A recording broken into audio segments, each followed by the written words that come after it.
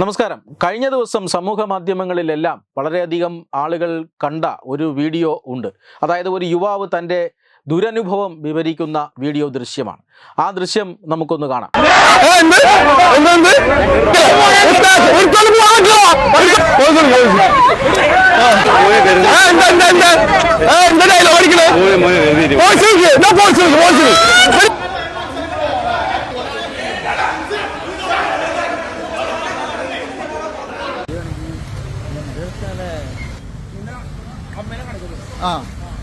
നിങ്ങളിപ്പോ കണ്ട വീഡിയോ ഞാൻ എന്റെ ഫാമിലിയും മരടിലുള്ള വയലാറ്റ് മഹേന്ദ്രയ്ക്ക് നമ്മുടെ പുതിയ B6 വണ്ടി എടുക്കാൻ ഷോറൂമിൽ പോയപ്പോ അവിടെ വെച്ചിട്ടുണ്ടായ ബാഡ് എക്സ്പീരിയൻസ് ആണ്. നമ്മളവിടെ പോയി കാർ ഡെലിവറി ചെയ്യുന്ന സമയത്ത് കർട്ടൻ റൈസർ ഇല്ല. കർട്ടല്ലേ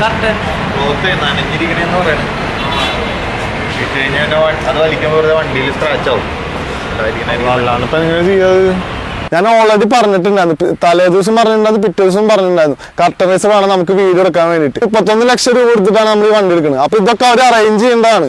അതിനുശേഷം നമ്മൾ ആ വണ്ടി ആ സമയത്താണ് ആദ്യമായിട്ട് കാണുന്നത്. വണ്ടിയിൽ നിന്ന് നോക്കിയപ്പോൾ മൊത്തം സ്ക്രാച്ച്.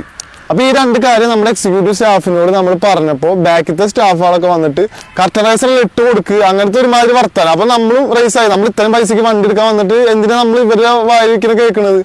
അപ്പൊ അവിടുത്തെ സ്റ്റാഫ് വേണമെങ്കിൽ വണ്ടി എടുത്തോണ്ട് പോകാം. അങ്ങനെ നമ്മൾ റേസായി ആ സമയത്ത് ആ ഡയലോഗ് പറഞ്ഞപ്പോൾ. അങ്ങനെ അവർ റേസായി, അവരൊരു 5 സെക്കൻഡിനുള്ളിൽ മൊത്തം ആൾക്കാർ നമ്മളെ അടിക്കുന്ന രീതിയിലാണ് വന്നത്. ആ ഗുണ്ടകളെ പോലെയാണ് അവർ പെരുമാറുന്നത് ആ സമയത്ത്. ഞാൻ എൻ്റെ ഫാമിലി ഫ്രണ്ട്സും എല്ലാവരും ഒരു സർക്കിളില്, ബാക്കി അവർ ഫുള്ള് നമ്മളെ വളഞ്ഞിട്ട്. നിങ്ങൾ ആലോചിച്ച് നോക്കി, ഒരു കാർ എടുക്കാൻ പോകുന്നതാണ്, നമ്മൾ ഇത്ര പൈസ കൊടുത്തൊരു കാർ എടുക്കാൻ നമുക്കൊരു എക്സ്പെക്ടേഷൻ ഉണ്ടാവില്ലേ.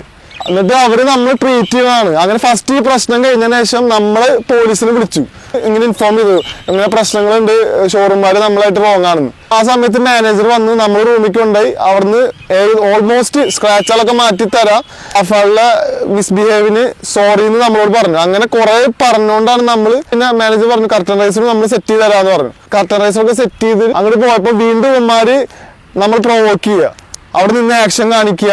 ഒരുത്തൻ അതിൽ തുണി പൊക്കി കാണിച്ചിട്ട് എന്റെ ഫ്രണ്ടിന്റെ അമ്മയ്ക്ക് വിളിച്ച്. ഇങ്ങനെയാണ് ഒരു സ്റ്റാഫ്, ഇത്രയും ഒരു വലിയ കമ്പനിത്തെ സ്റ്റാഫ് വണ്ടി എടുക്കാൻ വന്നിട്ട് നമ്മളോട് പെരുമാറേണ്ടത്. നമ്മള് പൈസയും കൊടുക്കുന്നതാണ് ഇവരെ വാരിക്കുന്ന തെറിയും കേൾക്കണം.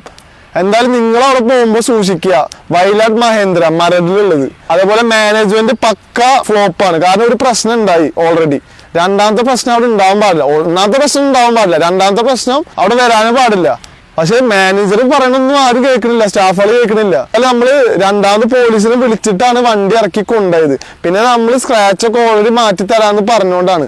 പക്ഷെ വീട്ടിലെത്തിയിട്ട് ബാക്കിത്തെ ലെഫ്റ്റ് സൈഡത്തെ ഡോറ് ഉള്ളിൽ നിന്ന് തുറക്കാൻ പറ്റുന്നില്ല, പുറത്തുനിന്ന് തുറക്കാൻ പറ്റുള്ളൂ. അങ്ങനെ കംപ്ലൈന്റ് ആയി. ഞാൻ ലീഗലായിട്ട് പോയിട്ടുണ്ട്, മരട് പോലീസ് സ്റ്റേഷനിൽ കേസ് കൊടുത്തിട്ടുണ്ട്. അതുപോലെ തന്നെ നമ്മള് കൺസ്യൂമർ കോർട്ടിലും കേസ് കൊടുത്തിട്ടുണ്ട്.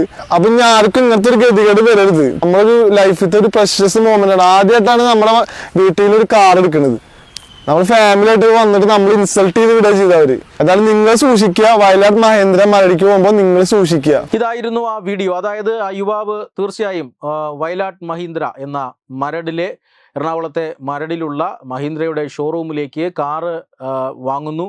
ആ കാറിൻ്റെ ഡെലിവറിയാണ്. ഡെലിവറിക്കായി ഇവർ ഷോറൂമിലെത്തുന്നു. തീർച്ചയായും ഒരു കാർ വാങ്ങുക അല്ലെങ്കിൽ അതിൻ്റെ ഡെലിവറി ആഘോഷപൂർണ്ണമാക്കുക എന്നുള്ളത് ഓരോ ആളുകളെയും സംബന്ധിച്ച് അവർക്ക് ജീവിതത്തിലൊരു സ്വപ്നമാണ്.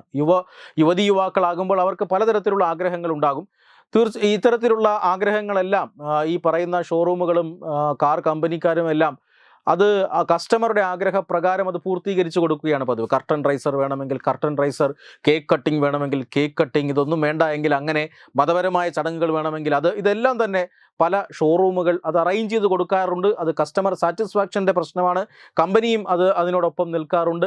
പക്ഷേ ഇത്തരത്തിലുള്ള ഈ മരടിലെ വയലാട്ട് മഹീന്ദ്ര ഷോറൂമിനെ പോലെയുള്ളവർ സത്യത്തിൽ ഈ മേഖലയ്ക്ക് അപമാനമാണ്. സത്യത്തിൽ കേരളത്തിൻ ബിസിനസ് കൊണ്ടുപോവുക എന്നത് തന്നെ വളരെ കുഴപ്പം പിടിച്ച ഒരു സംഗതിയാണ്. വളരെ ദുർഘടമാണ്. ഇൻവെസ്റ്റ്മെൻറ്റ് വരിക, അവിടെ ഒരു തൊഴിൽ സ്ഥാപനം തുടങ്ങുക, അത് നടത്തിക്കൊണ്ടു പോവുക എന്നുള്ളത് വളരെ പ്രയാസകരമാണ്. ഇങ്ങനെ ഉള്ള സ്ഥാപനങ്ങളിൽ ചുരുക്കം ചില സ്ഥാപനങ്ങളാണ് ഇപ്പോൾ ഇവിടെ നടന്നു പോകുന്നത്, ഈ കാർ ഷോറൂം പോലെയുള്ളവ.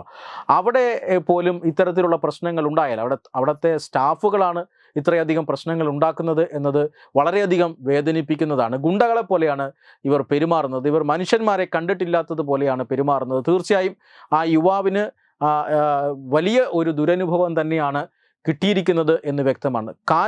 ലക്ഷങ്ങളുടെ കാശാണ് എണ്ണി വാങ്ങുന്നത്. പല തവണയായി ഈ കാശ് എണ്ണി വാങ്ങി പോക്കറ്റിലിട്ട് കാറ് ബില്ല് ചെയ്ത് കഴിഞ്ഞാൽ പിന്നെ കസ്റ്റമർക്ക് ആ കാറ് എടുക്കാതെ നിവർത്തിയില്ല. ആ ഒരു സാഹചര്യം മുതലെടുക്കുക ഒരിക്കലും ഒരു ഷോറൂമിനെ സംബന്ധിച്ചിടത്തോളം ശരിയായ കാര്യമല്ല. പക്ഷെ അതവർ മുതലെടുക്കുന്നു. വേണമെങ്കിൽ കൊണ്ടുപോയാൽ മതിയെന്നൊക്കെ പറയുന്നു. അയാളെ തല്ലാൻ പോകുന്നു, തെറി വിളിക്കുന്നു, തുണി പൊക്കി കളിക്കുന്നു, അയാളുടെ അമ്മയ്ക്ക് പോലും വിളിക്കുന്നു. കേരളം ഇതെങ്ങോട്ടാണ് എന്ന ചോദ്യമാണ് ഇപ്പോൾ ഈ വീഡിയോ കാണുന്നവർക്ക് എല്ലാവരുടെയും മനസ്സിൽ ഉയരുന്നത്. വെബ് ഡെസ്ക് തത്തുമൈ ന്യൂസ്.